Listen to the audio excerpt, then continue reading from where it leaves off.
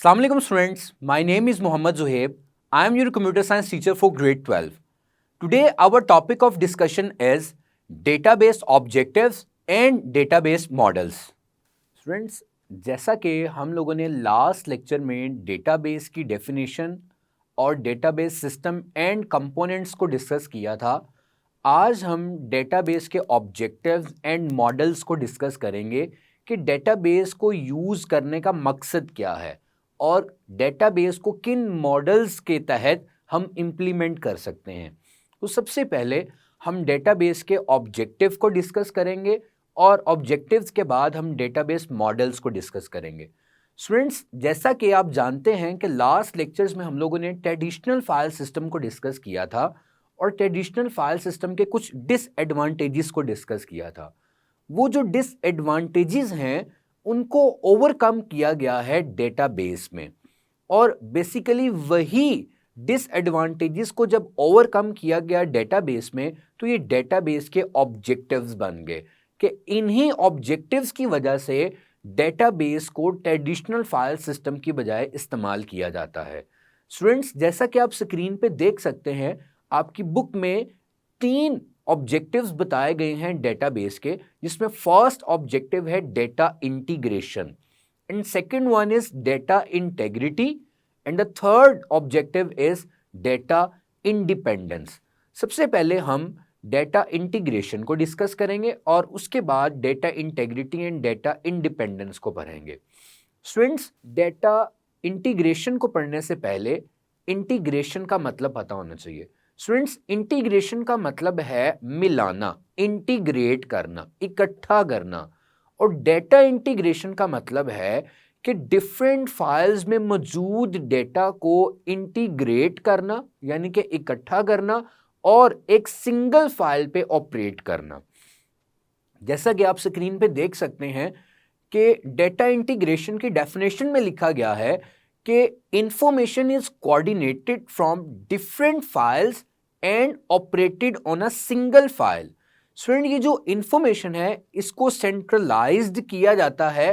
हो सकता है कि वो डिवाइसेस फिजिकली डिफरेंट लोकेशंस पे अवेलेबल हों, बट उन डिवाइसेस में मौजूद इंफॉर्मेशन को एक सेंट्रलाइज्ड लोकेशन पे रखा जाता है, जिसे आमतौर पे हम सर्वर का नाम भी देते हैं। तो डेटा इंटीग्रेशन पहला ऑब्जेक्टिव था जो हम डेटाबेस में इस्तेमाल करते हैं। Student, second objective is data integrity.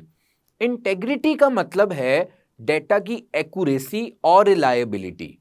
अगर हम डेटा इंटेग्रिटी की बात करें तो ट्रेडिशनल फाइल सिस्टम में हमें यह फीचर नहीं मिलता था, क्योंकि डेटा ट्रेडिशनल फाइल सिस्टम में जब एक फाइल पे अपडेट किया जाता था तो वो दूसरी फाइल्स पर खुद मैन्युअली अपडेट ना करने पर डेटा कंसिस्टेंट नहीं रहता था।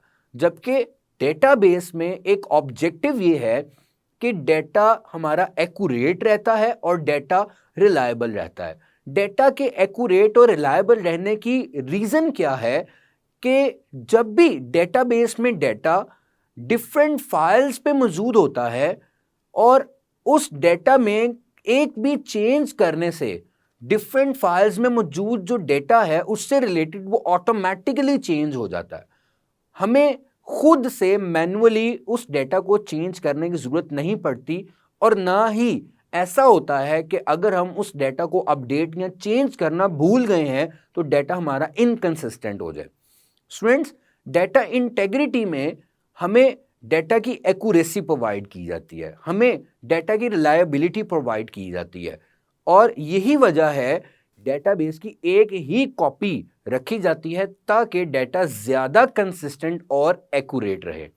अगर आप स्क्रीन पे देखें तो डेटा इंटेग्रिटी की डेफिनेशन में लिखा गया है कि if a data item is contained in more than one files then all the files must be updated if the data item is change. तो हमें उन तमाम फाइल्स को अपडेट करना है जो उस आइटम से रिलेटेड हैं ताकि डेटा एक्यूरेट और कंसिस्टेंट रहे। Student, third objective is data independence. Student, data independence से मुराद ये है कि डेटा जो हम डेटाबेस में स्टोर करा रहे हैं और वो प्रोग्राम्स जो कि डेटाबेस को मैनेज एंड मेंटेन कर रहे हैं उनमें किसी भी किस्म का कोई रिलेशन नहीं है। जबकि ट्रेडिशनल फाइल सिस्टम की अगर हम बात करें तो उसका एक डिसएडवांटेज यही था कि डेटा डिपेंडेंट था। किस पे डिपेंडेंट था? उन प्रोग्राम्स पे जो कि डेटा को मैनेज और मेंटेन करते हैं। और अगर हमें किसी फाइल का फॉर्मेट चेंज करना पड़ता था तो उसके अकॉर्डिंगली हमें उन प्रोग्राम्स को भी चेंज करना पड़ता था जो कि उस डेटा को मैनेज एंड मेंटेन कर रहे हैं। जबकि डेटा इंडिपेंडेंस जो कि ऑब्जेक्टिव है डेटाबेस का, इसमें हमें फाइल में डेटा जो चेंज करना है या फॉर्मेट चेंज करना है वो हम प्रोग्राम्स को चेंज करने के बगैर भी कर सकते हैं। अगर आप स्क्रीन पे देखें तो लिखा गया है कि data and application programs are separated from each other. आमतौर पे क्या होता है कि if the format of a file is changed then the program have to be changed. और ये ट्रेडिशनल फाइल सिस्टम में ये बात थी। यही वजह है कि ट्रेडिशनल फाइल सिस्टम को यूज नहीं किया जाता। बट इन डेटाबेस जो कि हमें अलाउ करती है कि हम डेटा को चेंज कर सकते हैं without the need to reprogram, program को चेंज किए बगैर। स्टूडेंट, ये 3 ऑब्जेक्टिव हैं जिसकी वजह से ज्यादा प्रेफरेंस डेटाबेस को दी जाती है डेटा स्टोर कराने के लिए। मैं दोबारा रिपीट कर रहा हूं। First objective is data integration, second one is data integrity and third one is data independence. Student, ये डेटाबेस के ऑब्जेक्टिव्स है। अब हम डेटाबेस के मॉडल्स को डिस्कस करते हैं। स्टूडेंट, बुक में डेटाबेस के 3 मॉडल्स ही डिस्कस किए गए हैं। जब डेटाबेस को बनाना होता है तो डेटाबेस को बनाने से पहले हमें मॉडल डिसाइड करना पड़ता है कि हम किस मॉडल के तहत, किस स्कीम के तहत अपनी डेटाबेस में डेटा को स्टोर कराएंगे और किस तरह से उस डेटा को कंट्रोल एंड मैनेज करेंगे। स्टूडेंट, 3 तरह के मॉडल्स बताए गए हैं बुक में। इसमें फर्स्ट मॉडल है हायरार्किकल मॉडल, सेकंड मॉडल है नेटवर्क मॉडल और थर्ड मॉडल है रिलेशनल मॉडल। आज हम इन्हीं 3 मॉडल्स को वन बाय वन डिस्कस करेंगे और इन तीनों मॉडल्स में डिफरेंस देखेंगे कि क्या डिफरेंस है और हमारे लिए कौन सा मॉडल सबसे ज्यादा बेस्ट है यूज करने के लिए। स्टूडेंट, सबसे पहले हायरार्किकल मॉडल को डिस्कस करते हैं। ये हायरार्किकल मॉडल क्या है? अब अपनी स्क्रीन पे देख सकते हैं कि हायरार्किकल मॉडल की डेफिनेशन में लिखा गया है कि it is the model in which data is stored in the form of records and organized in a tree like structure. यानी कि डेटा तो रिकॉर्ड्स की फॉर्म में स्टोर है मगर उसको ऑर्गेनाइज किया गया है एक ट्री लाइक स्ट्रक्चर में या पेरेंट चाइल्ड स्ट्रक्चर में। स्टूडेंट, ये ट्री लाइक स्ट्रक्चर क्या है या पेरेंट चाइल्ड स्ट्रक्चर क्या है? याद रखिएगा कि ट्री लाइक स्ट्रक्चर उस स्ट्रक्चर को कहते हैं जिसमें एक मेन एंटिटी जो कि बाकी चाइल्ड एंटिटीज को कंट्रोल कर रही होती है। फॉर एग्जाम्पल, ये एक ऑर्गेनाइजेशनल चार्ट की तरह होता है जिसमें एम्प्लॉयज जो हैं वो सिर्फ बॉस को ही रिपोर्ट करते हैं। Let us take an example. आप अपने स्क्रीन पे देखें तो एक एग्जांपल गिवन है जिसमें university is the main entity, university root entity है या पेरेंट एंटिटी है और इसके चाइल्ड्स एंड डिपार्टमेंट्स और स्टूडेंट्स। फिर डिपार्टमेंट जो एंटिटी है उसके चाइल्ड्स हैं प्रोफेसर्स और क्लासेस।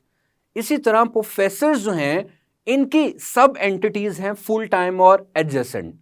ये एक ट्री लाइक स्ट्रक्चर है या पेरेंट चाइल्ड स्ट्रक्चर है जिसमें डेटा को ऑर्गेनाइज किया जाता है इस फॉर्म में। इसमें एक एंटिटी एज ए रूट रखी जाती है और बाकी एंटिटीज को सब एंटिटीज या सब ऑर्डिनेट्स के तौर पे इस्तेमाल किया जाता है। स्टूडेंट, हायरार्किकल मॉडल के बाद है नेटवर्क मॉडल। अब हायरार्किकल मॉडल और नेटवर्क मॉडल में सिर्फ एक डिफरेंस है और वो डिफरेंस क्या है कि जो एंटिटीज हैं वो एरोस के साथ डिपिक्टेड है। यानी कि अगर हम हायरार्किकल मॉडल की बात करें तो उसमें पेरेंट चाइल्ड स्ट्रक्चर था, जबकि नेटवर्क मॉडल में जो भी हमारा मॉडल है, जो भी हमारा डेटा है, वो बेसिकली एक एंटिटी डिफरेंट ऑनर्स के साथ लिंक हो सकती है, और उन डिफरेंट ऑनर्स जो कि उस एंटिटी को लिंक्ड कर रहे हैं, हम उनको एरोस के साथ रिप्रेजेंट कर सकते हैं। अगर आप डेफिनेशन में देखें तो बताया गया है, it is a type of database model where multiple members of or files, यानी कि डिफरेंट मेंबर्स या डिफरेंट एंटिटीज या डिफरेंट फाइल्स जिनमें डेटा स्टोर है, हम उनको मल्टीपल ऑनर्स के साथ जो है वो लिंक्ड कर सकते हैं। जैसा कि अगर हम हायरार्किकल मॉडल की बात करें तो जो रूट एंटिटी थी, जो मेन एंटिटी थी, पेरेंट एंटिटी, उसके नीचे जो एंटिटीज काम कर रही हैं वो सिर्फ रूट एंटिटी को ही रिपोर्ट करती थी। जबकि नेटवर्क मॉडल में ऐसा नहीं है। नेटवर्क मॉडल में रूट एंटिटीज एक से ज्यादा हो सकती हैं और उन एंटिटीज के ऑनर्स भी एक से ज्यादा हो सकते हैं। जस्ट लाइक एग्जाम्पल, हम एग्जाम्पल देखते हैं, आप अपनी स्क्रीन पे देख सकते हैं। एक प्रोजेक्ट है और उस प्रोजेक्ट को दो सब एंटिटीज में डिवाइड किया गया है, प्रोजेक्ट 1 एंड प्रोजेक्ट 2। अगर आप देखें तो 3 डिपार्टमेंट्स हैं, department A, department B and department C. तो प्रोजेक्ट 1 भी डिपार्टमेंट ए, बी और सी के साथ लिंक्ड है और प्रोजेक्ट 2 भी डिपार्टमेंट ए, बी एंड सी के साथ लिंक्ड है। ऐसा नहीं है कि जो एंटिटी प्रोजेक्ट 1 की थी वो प्रोजेक्ट 2 के साथ कोऑर्डिनेट नहीं कर सकती, या ऐसा नहीं है जो एंटिटी प्रोजेक्ट 2 की थी वो प्रोजेक्ट 1 के साथ कोऑर्डिनेट नहीं कर सकती। ये था नेटवर्क मॉडल। स्टूडेंट्स, ये जो नेटवर्क मॉडल है ये हायरार्किकल मॉडल से फ्लेक्सिबल है। हायरार्किकल मॉडल की बजाय प्रेफरेंस ज्यादा नेटवर्क मॉडल को दी जाती है डेटाबेस मॉडल्स बनाने के लिए। स्टूडेंट, जो थर्ड मॉडल है वो है रिलेशनल मॉडल। ये जो रिलेशनल मॉडल है ये सबसे ज्यादा यूज होने वाला मॉडल है क्योंकि ये सबसे ज्यादा फ्लेक्सिबल मॉडल है। इस मॉडल में क्या होता है कि जो डेटा हम स्टोर कराना चाह रहे हैं अपनी डेटाबेस में वो लॉजिकल स्ट्रक्चर्स में स्टोर कराया जाता है, यानी कि टेबल्स में स्टोर कराया जाता है, और उन टेबल्स के साथ जो फिजिकल स्टोरेज है उसका कोई कनेक्शन नहीं होता। यानी कि जो रिलेशनल मॉडल है उसमें कोई भी एक एंटिटी किसी दूसरी एंटिटी के साथ कोऑर्डिनेट कर सकती है, कोई भी एक एंटिटी किसी दूसरी एंटिटी के साथ लिंक्ड की जा सकती है। ऐसा नहीं है कि जो रूट एंटिटी है उसकी सब एंटिटीज ही रूट एंटिटीज के साथ लिंक्ड होंगी। रिलेशनल मॉडल में कोई भी एक एंटिटी किसी भी दूसरी टाइप ऑफ एंटिटी के साथ इजीली लिंक्ड या कोऑर्डिनेट कर सकती है। स्टूडेंट्स, एंटिटी बेसिकली हम उस ऑब्जेक्ट को कहते हैं जिसका डेटा हम अपनी डेटाबेस में स्टोर कराना चाह रहे हैं। तो अगर आप अपने स्क्रीन पे देखें तो रिलेशनल मॉडल की डेफिनेशन में लिखा गया है कि in relational model logical structures are separated from the physical storage structures, or data is stored in the form of tables, and the entities in relational models possess interrelationship, but these relationships are based on the content of entities। यानी कि हर entity का किसी दूसरी entity के साथ inter relationship बन सकता है, मगर वो कंटेंट और डेटा पे डिपेंड करेगा। यही वजह है कि रिलेशनल मॉडल सबसे ज्यादा फ्लेक्सिबल है, और आजकल जो डेटाबेसेस बनाई जा रही हैं वो रिलेशनल डेटाबेसेस ही बनाई जा रही हैं। स्टूडेंट्स, इन तीनों मॉडल्स को पढ़ने के बाद हम एक एग्जाम्पल देखते हैं रिलेशनल मॉडल की, और एग्जाम्पल के बाद हम इन तीनों मॉडल्स का कंपैरिजन करेंगे कि कौन सा मॉडल सबसे ज्यादा बेस्ट है। अगर आप एग्जाम्पल देखें तो एग्जाम्पल में आपको 3 टेबल्स नजर आ रहे हैं। स्टूडेंट, ये 3 टेबल डिफरेंट एंटिटीज के टेबल हैं, 3 अलग अलग एंटिटीज के टेबल हैं, और आप देख सकते हैं कि एक टेबल दूसरे के साथ, दूसरा टेबल तीसरे के साथ एक इजीली कोऑर्डिनेशन यानी कि लिंक्ड है ताकि डेटा को एक टेबल से दूसरे टेबल पे एक्सेस किया जा सके। यह है रिलेशनल मॉडल जिसमें किसी भी किस्म की रेस्ट्रिक्शन नहीं है टेबल्स की कोऑर्डिनेशन पर। स्टूडेंट्स, ये 3 मॉडल्स को पढ़ने के बाद इनका कंपैरिजन देखते हैं कि नेटवर्क, हायरार्किकल और रिलेशनल मॉडल्स में क्या फर्क है और सबसे ज्यादा फ्लेक्सिबल कौन सा है और यूज मॉडल कौन सा करना चाहिए। अगर आप हायरार्किकल मॉडल की बात करें तो हायरार्किकल मॉडल में डेटा को ट्री लाइक स्ट्रक्चर में स्टोर किया जाता है और hierarchical model basically one two many relationship को रिप्रेजेंट करता है, जिसमें डेटा को एक्सेस करना थोड़ा डिफिकल्ट है। यही वजह है कि हायरार्किकल मॉडल लेस फ्लेक्सिबल है। अगर आप नेटवर्क मॉडल की बात करें तो नेटवर्क मॉडल में एक एंटिटी को मल्टीपल ऑनर्स के साथ लिंक्ड किया जा सकता है, जो कि मैनी टू मैनी रिलेशनशिप को रिप्रेजेंट करता है और इसी वजह से डेटा को एक्सेस करना इजी है और ये फ्लेक्सिबल है। अगर आप रिलेशनल मॉडल की बात करें, रिलेशनल मॉडल में डेटा जो है वो टेबल्स की फॉर्म में स्टोर किया जाता है और किसी भी एक एंटिटी को दूसरी एंटिटी के साथ हम लिंक्ड कर सकते हैं और इसमें डेटा जो स्टोर कर रहे हैं उसमें वन टू मैनी रिलेशनशिप भी हो सकते हैं और मैनी टू मैनी रिलेशनशिप भी हो सकते हैं, जिसमें डेटा को एक्सेस करना हमारे लिए और आसान हो जाता है।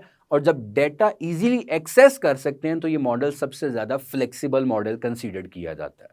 स्टूडेंट्स, हम जो भी डेटाबेस क्रिएट करेंगे वो रिलेशनल डेटाबेस होगी, जिसमें हम डेटा को टेबल्स की फॉर्म में स्टोर कराएंगे। टेबल्स में फील्ड्स एंड रिकॉर्ड्स हैं। तो नेक्स्ट जितने भी लेक्चर्स में हमने जितने भी टॉपिक्स पढ़ने हैं वो रिलेशनल डेटाबेस के कॉन्सेप्ट को सामने रखते हुए हम डिस्कस करेंगे। स्टूडेंट्स, यहां तक था हमारा आज का टॉपिक। नेक्स्ट लेक्चर में इंशाल्लाह हम डेटाबेस मैनेजमेंट सिस्टम, उसके ऑब्जेक्टिव्स और उसके एडवांटेजेस और डिसएडवांटेजेस को डिस्कस करेंगे। स्टूडेंट्स, ये था हमारा आज का टॉपिक जिसमें हमने डेटाबेस ऑब्जेक्टिव्स और डेटाबेस मॉडल्स को डिस्कस किया। उम्मीद है कि आप इस टॉपिक को अच्छे तरीके से समझ गए होंगे। इंशाल्लाह नेक्स्ट लेक्चर में हम डेटाबेस मैनेजमेंट सिस्टम को डिस्कस करेंगे। बहुत शुक्रिया।